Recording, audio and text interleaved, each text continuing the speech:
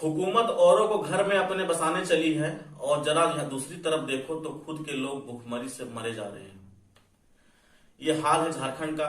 हजारीबाग जिले के मैं आप एक वाकया बता रहा हूं आपके सामने। और हजारीबाग ही काफी नहीं है, सिर्फ आपको मैं सबूत दे रहा हूं। हजारीबाग के अलावा झारखंड के कई इलाके में ऐसा ही वाकया हो रहा है। लेकिन जब आपको ये कहानी हम बता रहे हैं तो ये कुछ सिर्फ कहानी मात्र नहीं है, झारखंड की हकीकत है। झारखंड के लोग कैसे लूट रहे हैं, कैसे शोषित हो रहे हैं। आप ध्यान सुनिए, बने रहिए हमारे साथ। और झारखंड की स्थिति को देखते हुए आप जरूर एक बार जहन में अपने सोचिएगा कि कैसा हाल है मेरा झारखंड का। बात दरअसल हम झारखंड के हजारीबाग जिले की कर रहे हैं। सुबह अखबार में एक खबर आती है कि हजारीबाग बंदोबस्त कार्यालय से 2 कर्मचारी राजेंद्र यादव और पप्पू यादव ये मांडू जाते हैं भूमि सर्वेक्षण के लिए। भूमि सर्वेक्षण के लिए जाते हैं और वहां के लगभग 28 एकड़ जमीन, लगभग 35 करोड़ के दाम की जमीन अपने नाम और अपने सगे संबंधियों के नाम कर लेते हैं। दरअसल ये बात कोरोना काल की है। कोरोना काल की है और ये जमीन लगभग 35 करोड़ की है और लगभग 28 एकड़ जमीन है और अपने नाम और अपने सगे संबंधियों के नाम कर लेते हैं दोनों कर्मचारी। ये वाकया कोरोना काल की है और कोरोना काल में यहाँ की ये जो भूमि है, यहाँ की कोलवरी का जो आवंटन होना है, कोलवरी का यहाँ प्रस्ताव है, इसीलिए ये जमीन अपने सगे संबंधियों के नाम कर दिए ताकि उचित मुआवजा मिले, हमारे लोगों को नौकरी मिले।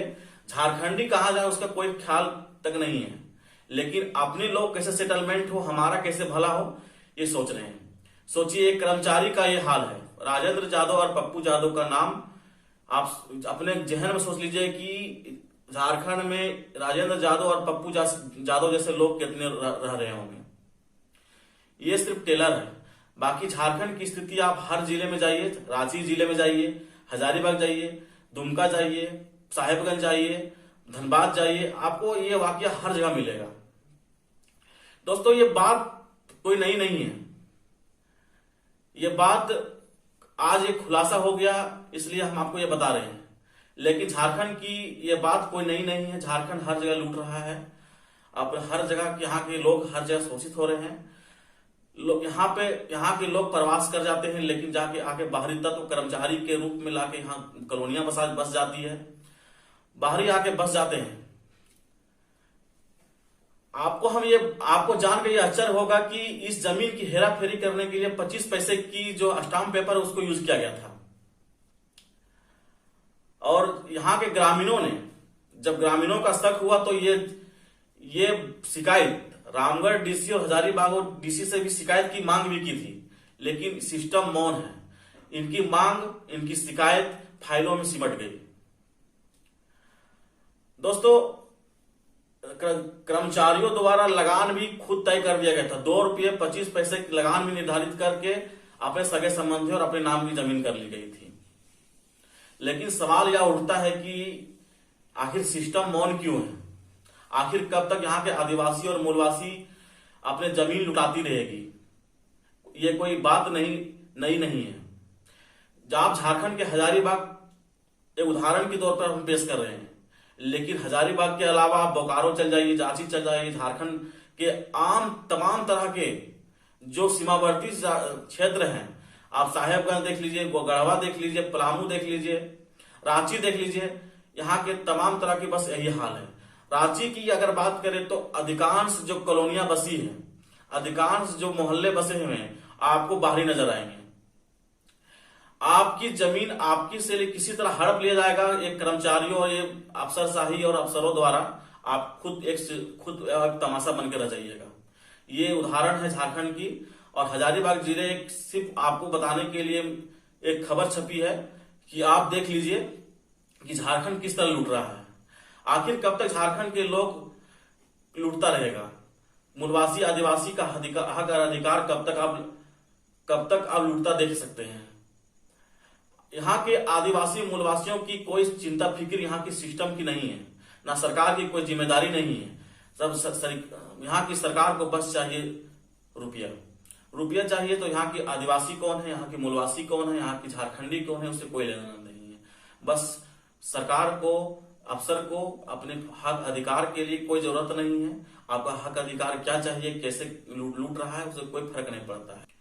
तो अब भी समय है कि आप डोभा ना बनिए, आप डैम बनिए, डैम बनने की कोशिश कीजिए। आप भी समय है, टापू बनने से बेहतर है आप पहाड़ बनिए, और पहाड़ बनने के लिए एकजुटता की जरूरत है।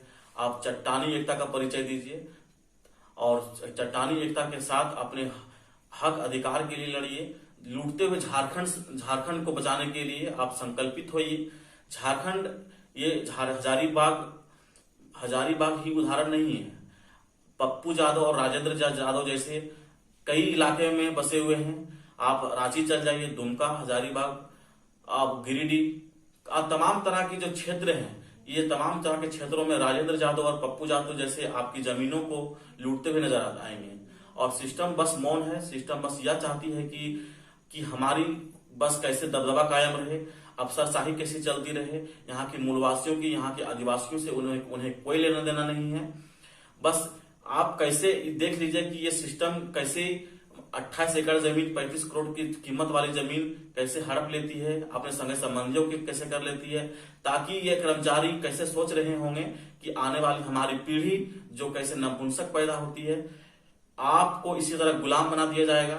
नहीं, आप एकदम एक समय में आप एकमत नहीं हुए तो आप झारखंड को सिर्फ एक झारखंड धरोहर के रूप में नहीं साबित होगा। झारखंड एक लूटखंड बन गया है यहाँ के अफसरशाहियों के द्वारा, यहाँ के लोगों के।